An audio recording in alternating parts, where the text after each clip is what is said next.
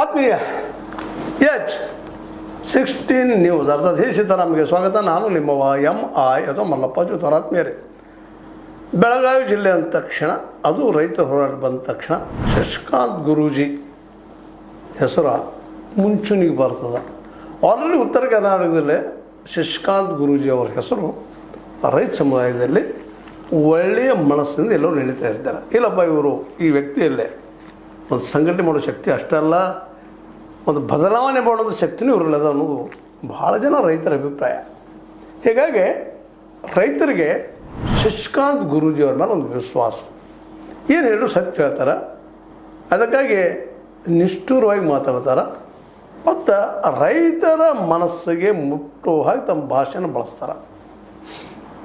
ಅಷ್ಟೇ ಅಲ್ಲ, ಜಾಗೃತಿ ಮಾಡ್ತಾ ಇದ್ದಾರೆ ರೈತರನ್ನ. ಆಗಬೇಕಾಗಿದೆ ಇವತ್ತು ರೈತರ ಮೊದಲು ಎದ್ದು ನಿಲ್ಲಬೇಕಾಗಿದೆ. ತಮಗಾಗುವ ಅನ್ಯಾಯಗಳ ಬಗ್ಗೆ ಬರೀ ಪ್ರತಿಭಟನೆ ಅಲ್ಲ, ಯೋಗ್ಯರನ್ನು ಆಯ್ಕೆ ಮಾಡುವಂಥ ಒಂದು ಶಕ್ತಿಯನ್ನು ಬೆಳೆಸ್ಕೋಬೇಕಾಗಿದೆ. ಯಾಕಂದ್ರೆ ಬದಲಾವಣೆ ಆಗೋದು ಒಳ್ಳೆಯ ಜನ ನಾಯಕರಿಂದ. ಅದನ್ನು ಆಯ್ಕೆ ಮಾಡೋರು ಯಾರು? ಜನ, ರೈತರು. ಪ್ರಮುಖವಾಗಿ ದೇಶದಲ್ಲಿ ನಿಂತವ್ರು ಯಾರು? 70% ರೈತರು. ರೈತರ ಮನಸ್ಸು ಮಾಡಿ ಒಗ್ಗಟ್ಟು ಆದ್ರೆ ಈ ದೇಶದ ಇತಿಹಾಸ ನಿಶ್ಚಿತವಾಗಿ ಬದಲಾಗ್ತದೆ. ಆದ್ರೆ ಒಗ್ಗಟ್ಟು ಆಗೋದೇ ಇಲ್ಲಲ್ಲ. ಏನು ಮಾಡೋದು? ಓಣಿಗೊಬ್ಬರು ನಾಯಕರು, ಹಳ್ಳಿಗೊಬ್ಬರು ನಾಯಕರು, ನಂದು ನಡೀಲಿ ಅನ್ನುವಂಥ ನಾಯಕರು. ಹೀಗಾಗಿ ಈ ಹೋರಾಟ ಪಾಪ ಕಳೆದ 3-4 ದಶಕಗಳಿಂದ ಬಂದಿದ್ದರು. 3-4 ಅಲ್ಲ, ನಿಜವಾಗಿ ಯಾವತ್ತ ಈ ಒಂದು ಸಂಸ್ಕೃತಿ ನಾಗರಿಕತೆ ಹುಟ್ಟಿತೋ ಅಂದಿಂದ ರೈತದ ಜೊತೆ ಬೆಳೆದ. ರೈತನ ಸಂಸ್ಕೃತಿ ಮೂಲಾಧಾರ, ನಾಗರಿಕತೆ ಮೂಲಾಧಾರ. ಆದರೆ ದುರಂತ ಏನಪ್ಪ ಅಂದ್ರೆ ತನಗಾಗುವಂಥ ಅನ್ಯಾಯ ಅವನಿಗೆ ತಿಳಿದೇ ಹೋಗ್ತದೆ. ಕಾರಣ ಅಂದ್ರೆ ಎಲ್ಲರಿಗೂ ಶಿಕ್ಷಣ ಇಲ್ಲದಂಥದ್ದು. ಅದಕ್ಕೆ ನಾವು ಪ್ರತಿಪಾದನೆ ಮಾಡೋದು ಪ್ರತಿ ಸಲನೂ ಎಲ್ಲರಿಗೂ ಫ್ರೀ ಶಿಕ್ಷಣ ಕೊಡಿಸುವಂಥ ವ್ಯವಸ್ಥೆ ಯಾವ ನಾಯಕ ತರ್ತಾನಪ್ಪ ಈ ದೇಶದೊಳಗೆ ಅಂತೇಳಿ ಹೇಳ್ತಾರೆ ಬಾಯಿಯಲ್ಲಿ ಬಡಾಯಿ. ಆದರೆ ವಾಸ್ತವವಾಗಿ ಅದು ಯಾವುದೂ ಇಲ್ಲ. ಯಾಕಂದ್ರೆ ₹1 ಕೇವಲ 2 ರೂಪಾಯಿಗಳನ್ನು ಮಾತ್ರ ಶಿಕ್ಷಣ ಖರ್ಚು ಮಾಡ್ತಾರೆ. ಹೀಗಾಗಿ ನಾವು ದಡ್ಡ ಶಿಖಾಮಣಿಗೆ ಆಗಿಬಿಟ್ಟಿವಿ. ನಮಗೆ ಮೋಸ ಮಾಡೋದು ಗೊತ್ತಾಗೋದೇ ಇಲ್ಲ. ಹೀಗಾಗಿ ರೈತರು ಇವತ್ತು ಬೀದಿಲಿ ಹೋರಾಟ ಮಾಡುವಂಥದ್ದು. ಅದರಲ್ಲೂ ಮುಖ್ಯವಾಗಿ ಏನಪ್ಪ ಅಂತಂದ್ರೆ ಈ ನೋಡ್ರಿ, DCC ಬ್ಯಾಂಕ್ ರೈತರ ಬ್ಯಾಂಕ್, ಹಾಗೆ ಹೀಗೆ ನಮ್ಮ ಚುನಾವಣಾ ಸಂದರ್ಭ ಎಲ್ಲರೂ ಮಾತಾಡಿದರು. ಜಾರಕಿಹೊಳಿ ಸಹೋದರರು ಮಾತಾಡಿದರು, ರೇಖಾಯಕ ನಮ್ಮ ಜೊಲ್ಲೆ ಅವರು ಮಾತಾಡಿದ್ರು, ಅಣ್ಣಾ ಸಾಹೇಬ್ ಜೊಲ್ಲೆ ಅವರು ಮಾತಾಡಿದರು, ನಮ್ಮ ರಮೇಶ್ ಕತ್ತಿ ಅವರು ಮಾತಾಡಿದರು. ಅದೇ ಕಾಲಕ್ಕೆ ನಮ್ಮ ಏನಪ್ಪ ಅಂದ್ರೆ ಡಾಕ್ಟರ್ ಸೌದಿಯವರು ಮಾತಾಡಿದರು. ಯಾರು ಮಾತಾಡಿಲ್ಲ. ರೈತ ಮುಖ್ಯ, ನಾವು ರೈತರ ಪರ ಹೋರಾಟ ಮಾಡ್ತೀವಿ ಅಂದರೆ ಇವತ್ತು ರೈತರಲ್ಲಿನ ರಾಜಕೀಯ ಮಾಡುವಂಥ ಕೆಲಸ ಮಾಡ್ತಾ ಇದ್ದಾರೆ. ಅದನ್ನು ಎತ್ತಿ ತೋರಿಸ್ತಾ ಇದ್ದಾರೆ ನಮ್ಮ ಶಶಿಕಾಂತ್ ಗುರೂಜಿ ಅವರು. ಅದರಲ್ಲೂ ಮುಖ್ಯವಾಗಿ ನಿಪ್ಪಾಣಿ ತಾಲೂಕಿನ ಪ್ರಾಥಮಿಕ ಕೃಷಿ ಪತ್ತಿನ ಸಂಘಗಳಿಗೆ ಸಾಲ ಮಂಜೂರು ಮಾಡ್ತಾ ಇಲ್ಲ.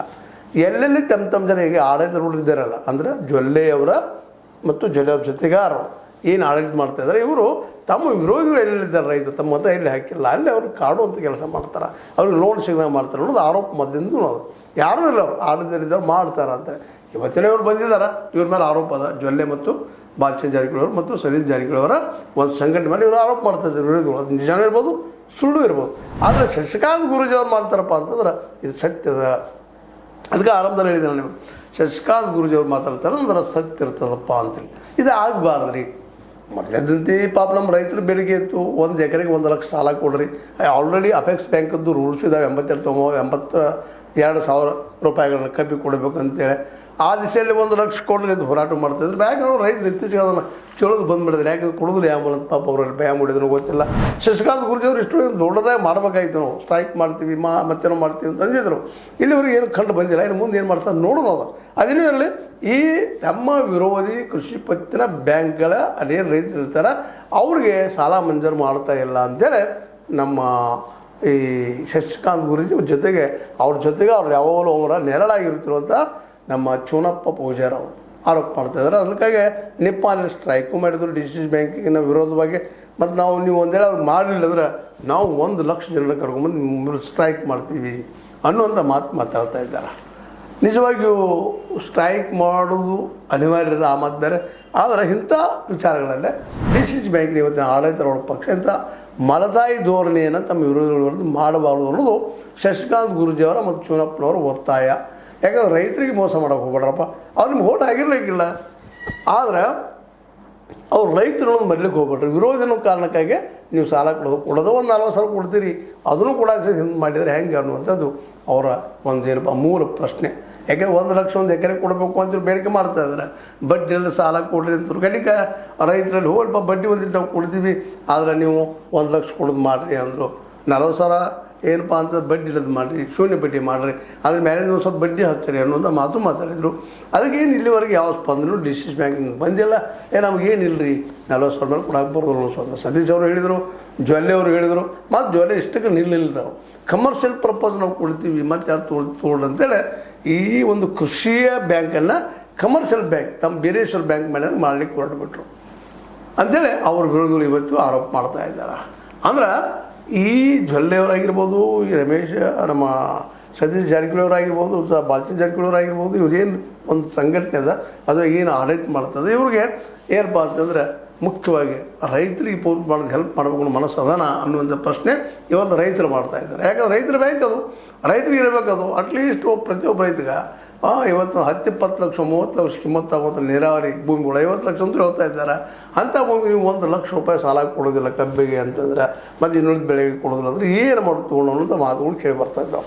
ಅದರಲ್ಲಿ ಈ ಕೃಷಿ ಪತ್ತಿನ ಈಗಾಗಲೇ ಬ್ಯಾಂಕ್ಗಳಿದ್ದಾವಲ್ಲ, ಅವು ಕೃಷಿ ಪತ್ತಿನ ಸಂಘಗಳು ಅವುಗಳಿಗೆ ಪಾಪ ತಮ್ಮ ವಿರೋಧ ಏನೋ ಓಟ್ ಆಗಿಲ್ಲ ಅನ್ನೋ ಕಾರಣಕ್ಕಾಗಿ ಅಥವಾ ಅವ್ರು ನಮ್ಮ ಸ್ಪಂದಿಸಿಲ್ಲ ಅನ್ನೋ ಕಾರಣಕ್ಕಾಗಿ ಅಲ್ಲಿಯ ರೈತರಿಗೆ ಸದಸ್ಯರಿಗೆ ಕೃಷಿ ಪತ್ತಿನ ಸಂಘಗಳ ಸದಸ್ಯರಿಗೆ ಈ ಒಂದು ಏನಪ್ಪ ಸಾಲವನ್ನು ಕೊಡದಂಗೆ ತಪ್ಪಿಸುವಂಥದ್ದು, ಶೂನ್ಯ ಬಡ್ಡಿಯ ಸಾಲವನ್ನು ಕೊಡದಂಗೆ ನೋಡ್ಕೊಂಡು ಹೋಗುವಂಥ ಇದು ಏನು ವಿಚಾರ ಅದರ ಇದು ತಪ್ಪ ಅನ್ನೋದು. ಅದಕ್ಕಾಗಿ ನಾವು ಏನು ಪ್ರತಿಭಟನೆ ಮಾಡ್ತೀವಿ, ಡಿಸಿಸಿ ಬ್ಯಾಂಕ್ ಬೀಗ ಹಾಕ್ತೀವಿ ಅಂತ ಅನ್ನೋ ಮಾತನ್ನು ನಮ್ಮ ಶಶಿಕಾಂತ್ ಗುರೂಜಿಯವರು ಮಾತಾಡಿದ್ದಾರೆ. ಅದೇ ಕಾಲಕ್ಕೆ ಪೂಜಾರಿ ಅವರು ಸಹಿತ ಮಾತಾಡಿದ್ದಾರೆ.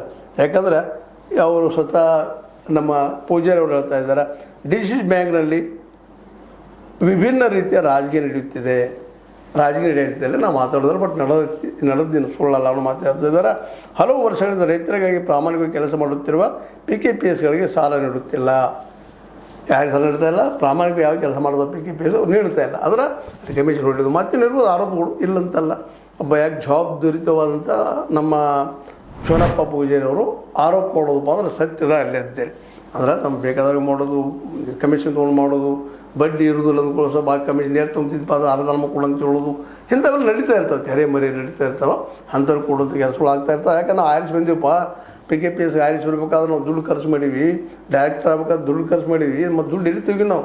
ನೀವೇನು ಶೂನ್ಯ ಬಡ್ಡಿ ಇದ್ದಿಲ್ಲ, ಆದರೆ ಏಟು ಉಳಿದಿತ್ತು ಅದರ ಅರ್ಧ ನಮಗೆ ಕೊಡಲಿಲ್ಲ ಅಂತ ಏನಪ್ಪ ಅಂತಂದ್ರೆ ಈ ನಿರ್ದೇಶಕರು ಅಥವಾ ಸದಸ್ಯರು ಇದ್ದಾರೆ ಅಂತೇಳಿ ಕೆಲವೊಬ್ಬರು ಆರೋಪ ಮಾಡ್ತಾ ಇದ್ದಾರೆ.